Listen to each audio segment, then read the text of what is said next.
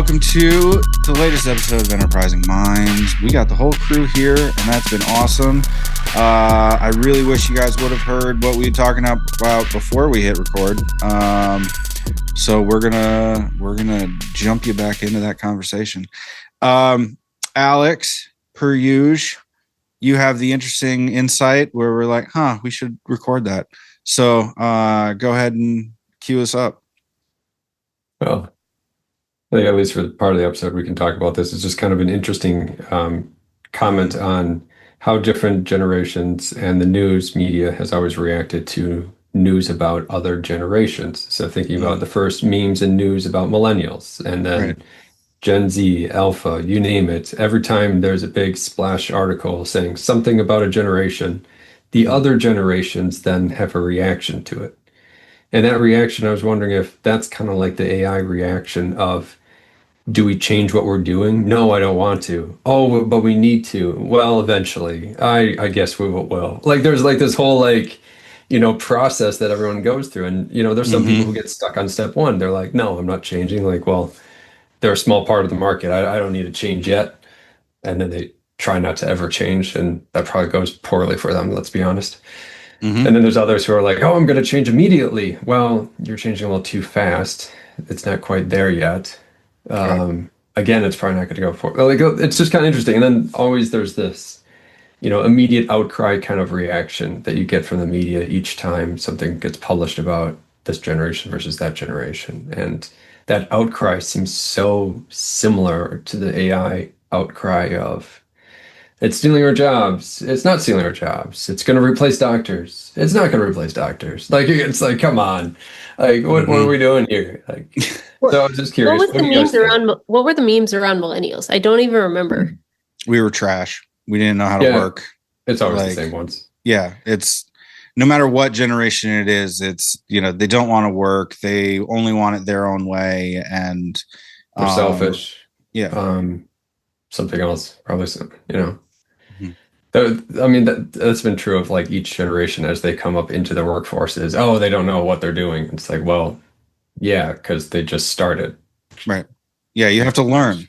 That's part of the process. And you also have to teach them, which is also part of the process, but let's not have that responsibility.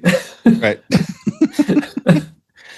This fits so perfectly. So there's that wonderful chart of like people's stages going through a new change, and there's like the peak of excitement, and then there's like the trough of illusionment, and then you sort of level out as people sort of figure out what to do.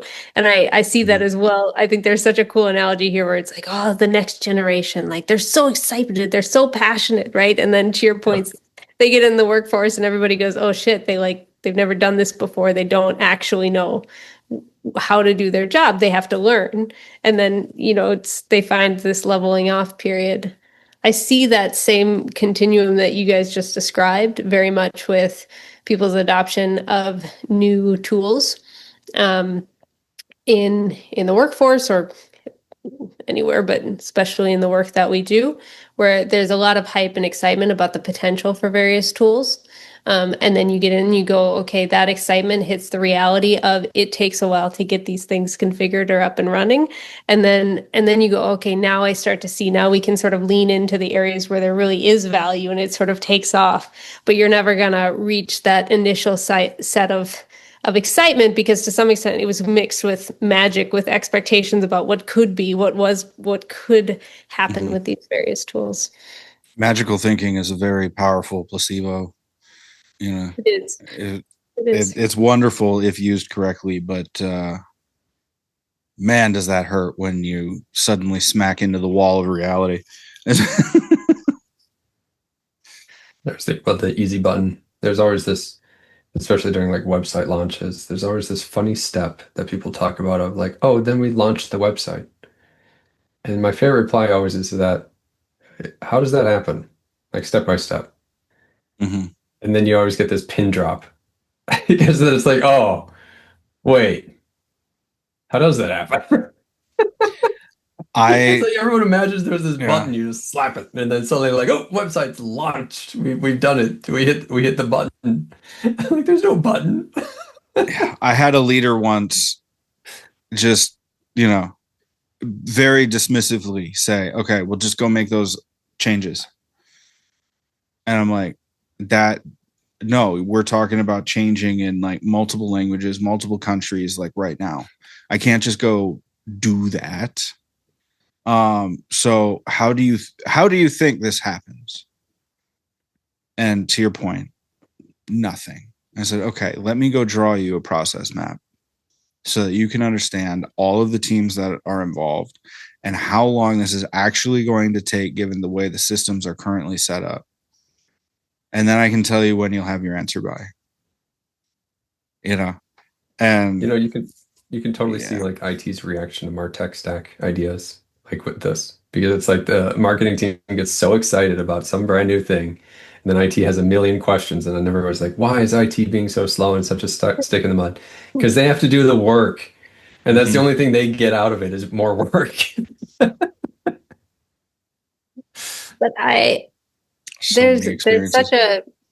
there's a cool thread here about people's expectations about a project and what seems simple, and then you get into the nuances. And I think I'll translate this into basic home improvement projects where you're like, oh, I'm just going to paint the room. Like, cool. And you like imagine yourself with a paintbrush and the paint can painting.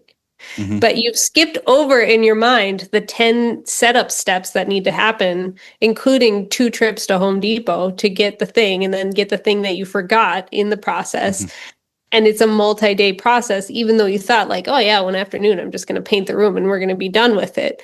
And it reminds me of this thing that Alex has always said, like, whenever you plan a project, remember to triple the amount of time you think it's going to take, because it is those hidden unforeseen details.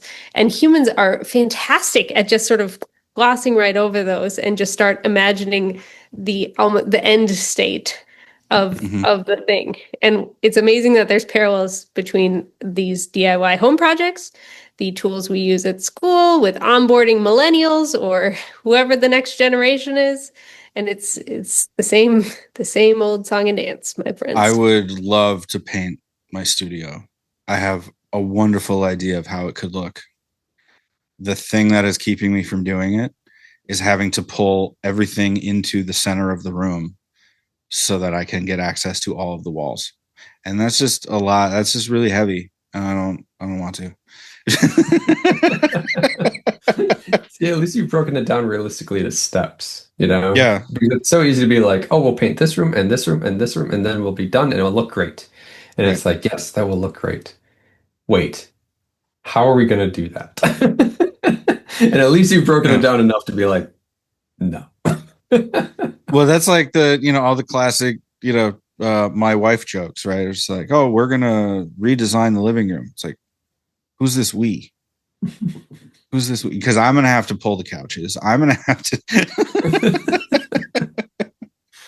Well, see, you have a team. It's a project manager, and then there's the actual people who do the work. Absolutely. You're the people who do the work. And what's interesting to me too is I've had a number of coffee talks recently just to keep the network alive and, say hi to people that I haven't seen, since summer was going on and everybody was away on vacation. And the amount of stories that I've heard where some neighbors or some friends or their friends' parents or whoever got let go, and they're going around saying, AI took my job. Right. That part's not necessarily interesting. The interesting part is the reaction of a lot of people going back and saying, no, you refuse to change. Now, granted, that is a very specific sample of the people that I'm hanging out with, right, who would think to say those types of things. But I do think it's interesting to hear some of that pushback now where it's like, no, you can't just say that AI is taking your job. It's like, have you attempted to use AI for what it is you're doing? Have you even thought of the different ways that you could be leveraging it to, state the case to keep you around? Like, because I think once you start playing, it's not that hard to understand, wow, okay, I have like 3, 4, 5 different ways just initially that I could, play around with this. So yeah, any thoughts, comments, pushback on that, or similar experiences with people, or nothing? whole host. I think you opened up a lot of space with just that set of interactions you've had, both in terms of people's reactions to their own experience, other people's reactions to how they experienced it. And this is not a new phenomenon. I'm sure it's going to be an omnipresent part of our world for the coming years, in particular, as we go through this shift of the technical landscape for our type of jobs is changing quite significantly. And so the thing that comes to mind is just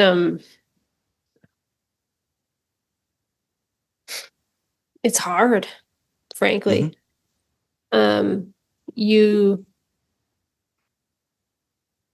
Humans don't react super well to change.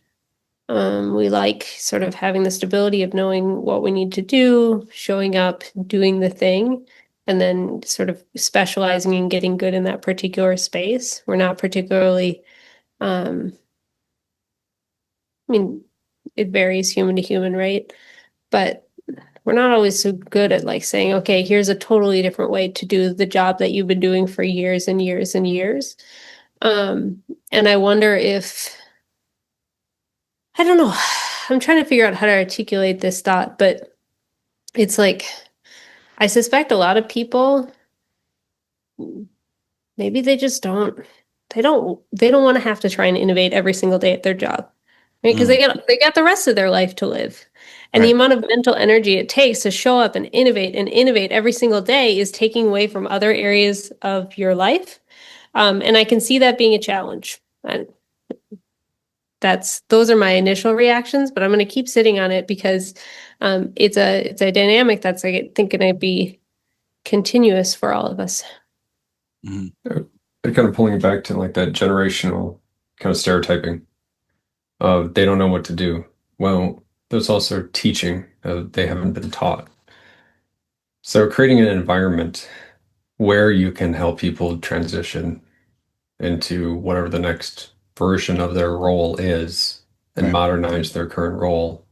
It takes effort and it takes work and it takes people around them being excited about it. Like I've been around some, I'm not going to call them Luddites because I mean they're in tech world, but at the same time they've been very, very resistant to AI. And then eventually we're like, you know what? It's all around me. Everyone around me for coworkers is using it, and I'll start going. And then they get into it, and then there's, exactly as Ruthi had, like there's that little point of excitement where they start playing around with it, and they're like, oh, this is actually kind of fun.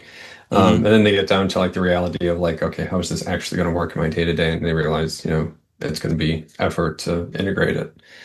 I heard a podcast with the CEO of Airtable, and he was suggesting to any of his employees to take a full week off to just play around with AI tools, so to basically try to figure out how they can fit in their job and to try to move the company forward, because they realize, especially as like a SaaS company, you can't just throw some AI components on top right now. You really have to redo the company. So they reorganized their entire company to try to reorganize themselves around an AI fast moving basically portion to the company and then a slower moving portion of the company to basically try to rationalize it and make it work.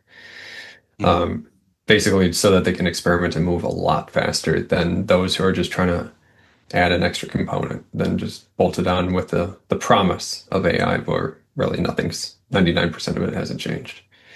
So I think that was an environment, an example of they are pushing forward on that, and everybody in that organization obviously is now has to push forward on that. There is something so important, I think, about that approach. And what I'm thinking about is, as I mentioned, like it's hard. It's, you got to show up and you got to change the way you work, but it's especially hard if that is an expectation on top of all the other things you're doing, right? Yeah. Like your additional capacity, your brain power to be able to focus on that is just so short. It's going to be much more difficult to be able to figure out novel ways of doing your job if it's sort of a tack on. Maybe there's incremental stuff and you get lucky. And what it reminds me of is Ford electrifying their plants. Maybe I brought this up in the podcast before or not. So around the turn of the century, a lot of basically all of US industry went through this process of shifting from steam to electricity. And the process for doing this took about 10 years, from when it was sort of first like available and sort of ready to be used to actually shifting all the capital equipment to be able to go and basically use electricity to power your factory. So Ford in particular, they shut down their entire factory. They had one here in St. Paul, and they shut it down, stopped all car manufacturing. Like, can you imagine today, one of the automobile manufacturers in this country just saying, nope, we're going to shut down for 7 months and we're not going to produce anything. And they did this because they had to retool their entire production line to be electricity based versus steam based. And so I hear Alex, your talk about this example where they said, everybody take a week off and go use AI and figure it out. Like, that's almost like too short of time. But it's the equivalent idea of you need the time and the space to sit down, play around with it, figure out what you could do, because you're essentially changing the fundamental technology on which you're doing things. I think it also depends on ages and stages, right? Like, so that the trough of disillusionment and whatever else, like that same pattern shows up in the happiness studies across people's lives, where it's okay, you hit your 30s and your happiness just starts tanking. And then it comes back up, towards the late 40s. And so if you're like the three of us, man, you're just in it. And so yeah, I mean, if you're at the point where, all right, I just need 5 more years and then retirement, well, maybe you can squeak that out. Maybe. I don't necessarily think so, because AI is happening too fast for that. But man, if you're a Gen X leader or millennial in a leadership position or something like that, like, you best be learning this right now, because it's going to change a lot of things. And that hit me a lot too. I was watching the HubSpot inbound live stream this week, and there were a couple of takeaways. One, what they were offering as the new AI marketing methodology is very closely related to what we've talked about on this podcast. So thank you for being so smart, guys. And secondly, the way that they were talking about having a quote unquote smart CRM.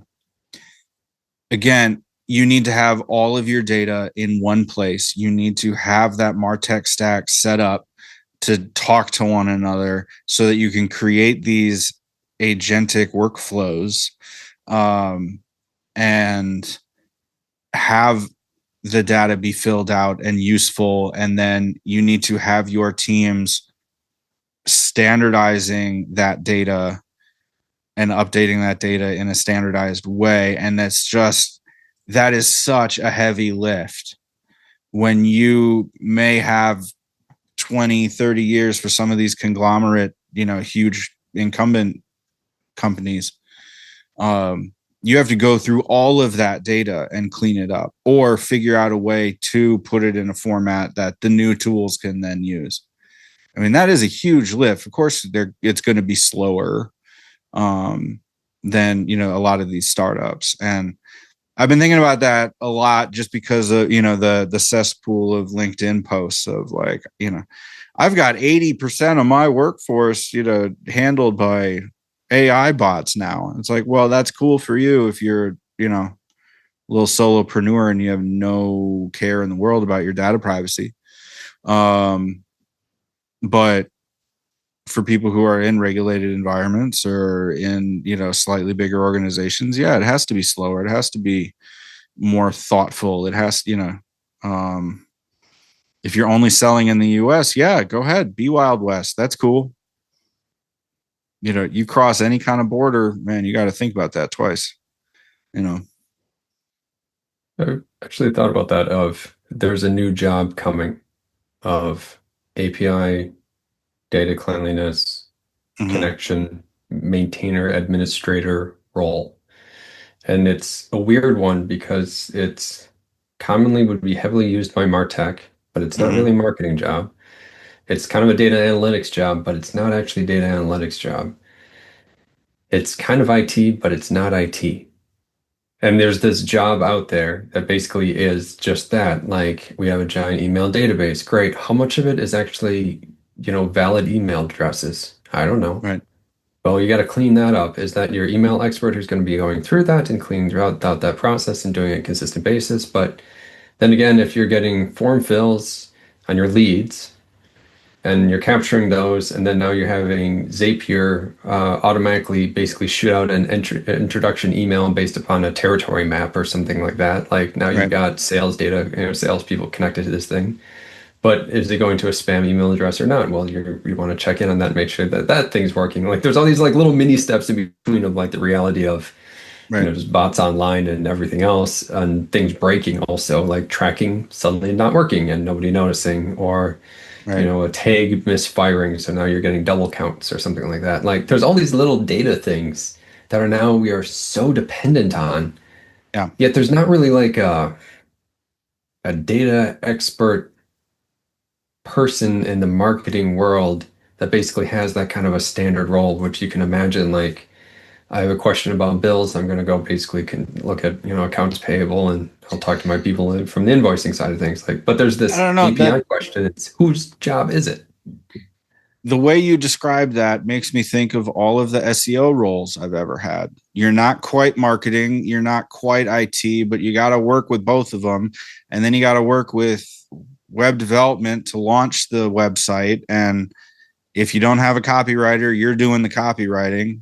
And if you do have a copywriter, you have to say, no, this is your word choice. This keyword better be in the copy or you didn't do your job.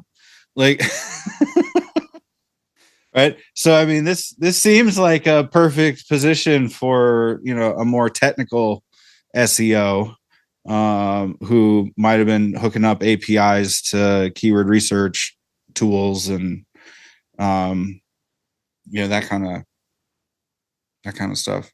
I think it's a really cool point, because I think SEO is a really good analogy where it is sort of this middle ground, and we've all experienced it's very hard to define sort of what it is we do. How does it add value, right? Mm-hmm. You have to really understand, here's how organic search adds value to the overall company, because in some sense it's like SEO is a capability, and it's there's not a name to it, to your point, Alex, of this type of role sits at the intersection of both different technologies from the API connections standpoint, different data flows, but also different teams who perhaps historically didn't need to talk to each other. But as our technologies and our data converge in terms of they need to talk to each other to create better experiences, now all of a sudden you need these little hubs in between to be able to connect the dots, because the coordination across all these different teams can become so complex. And somebody who cares about the product data over here maybe doesn't have the knowledge about the downstream effects, but they need to talk to each other if you're going to have an optimal syndication strategy or web strategy, et cetera, et cetera. That's such a cool observation. And to Dave's point, the legal side. Yeah. I mean, data privacy and legal, like the can spam law on top of every removal request out there that throws a wrench in every system, and all the changes that are going on constantly in that area, because like Facebook has this endeavor that basically they say by 2026, every ad campaign will be completely AI generated. It's just the creative everything. Like, you basically put in a goal and a URL and you're good to go and you're done. And it runs. Well, cool. Except now that means that basically you are having a giant blind spot on your ad tech platform and where that data is being used, how that data is being used, all those terms and conditions and all the rest of that kind of stuff, because it's enough of an easy button that you sign up for it, you set it up, you go to the next thing, you sign up for it, you set it up. But now you're not in the data. You're not actually going back to it, consistently. Like, you're going to miss stuff. So there's all these alerts that you probably have to put on top of things, but on top of like staying on top of the legal matters and brand changes and violations and every other kind of problem that comes up to, like, complexity just grows. This connects super well to the beginning of our conversation, in the sense of people's roles are changing with the technology shifts, and it may be hard to adapt or to see the opportunities. And if some of the opportunities are things like this, where new roles are emerging, but they're squishy, no one has defined them yet. That's hard, that's uncomfortable. But then what AI is doing is it's making the lack of these types of functions even more obvious, because if you don't have the nice data flows and you don't have the connections, you get all kinds of weird errors that show up that then people go, who do I talk to? There's not a natural person I talk to know how to do my job. I think I have a name though. I've come up with it just now. Steve. Not Steve, but I like where your head's at. Okay, so I used to work at Caribou Coffee. Fun fact. I used to be a barista. Occasionally, they'd stick me in front of the cash register, but if it was early morning, I was a little too grumpy and we didn't get many tips. So they would stick me on the bar. Or if we had a 5-person team, which happened when it was very busy in the mornings, there used to be a role, maybe there still is, called the super glue.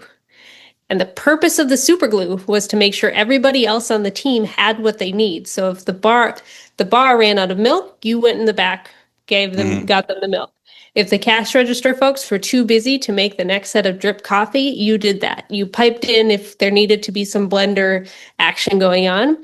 And they were sort of making sure that everything was moving smoothly within the morning. So I think that's what this role is. They're the super glue. They're bringing these different themes together to make sure that the end product goes smoothly. So you and I both have that same experience, ironically. No way. I had one 7 a.m. drive-through experience, and the manager forever refused to put me on. So I was the milk getter, I was the cooler maker, I was the shot puller. Yeah, that super glue was me. But I could schmooze the church crowd, so we could get the tips on Sunday mornings after they were feeling generous. So that was I'll tell you the actual story when we're not recording. Yeah, this is why we got to launch a Patreon exclusive. I'm just saying. Exactly. Yeah, come hang out and hear all the nasty stories. Yeah, for sure. Yeah, well, it's interesting to see what will happen. I do think it is pretty squishy, and the HubSpot thing was interesting because it was like, wow, okay, this makes so much sense for their target market, right? The small to medium-sized businesses that maybe have 1 or 2 marketing people, or maybe they have a team, a small team. The one thing that I haven't seen though, and maybe this will be a good topic for a next episode, is how do you involve your agency partners in these ecosystems? Because if you are building out these huge data sets, how much of that do you actually want to be proprietary? Or is any of it anymore because you could just scrape it from, some tool like SimilarWeb or Screaming Frog even. I mean, just even some of the capabilities you can get with those things. So